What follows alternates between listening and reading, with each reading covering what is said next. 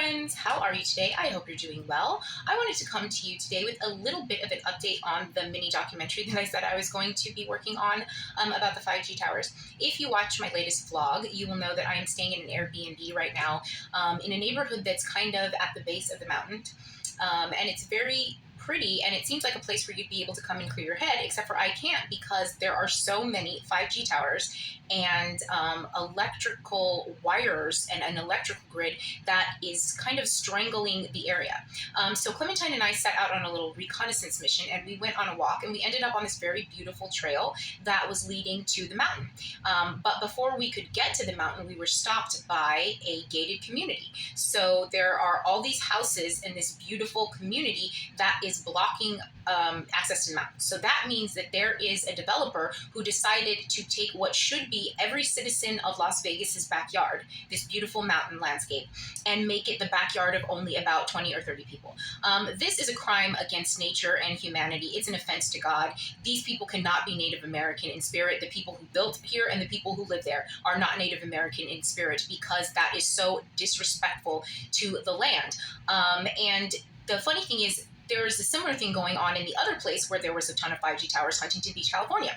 Huntington Beach, literally the beach, across the street from the beach, across the PCH, the Pacific Coast Highway, from the beach, there is an oil refinery that pumps out toxic fumes and pollution onto the beach all day, every single day. And right next to that refinery, literally, are $1 million homes. So there are people who chose to make their homes there. There are people who choose to build their homes on the side of the mountains in the Los Angeles area, and they get flooded.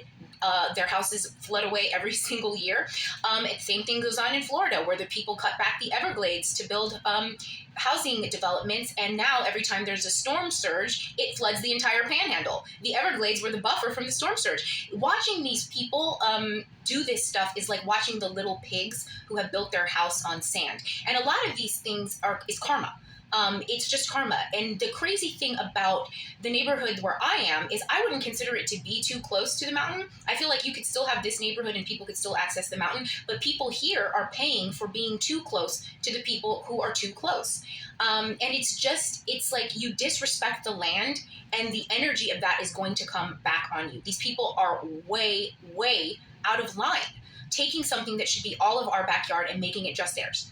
It's completely offensive, and it's completely wrong. And keep in mind that the god of this place is the same character who split the languages at the Tower of Babel, completely destroyed the tower and split the languages because he felt like people were gathering together against him to create too much technology. For him, that building was too tall, so tall it offended him so much that he decided to separate people even more by making them speak different languages so that we could not come together to do anything like that again.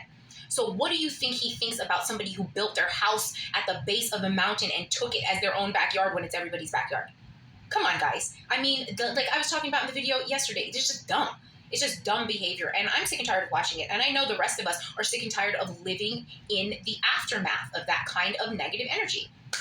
And I hope that it ends soon.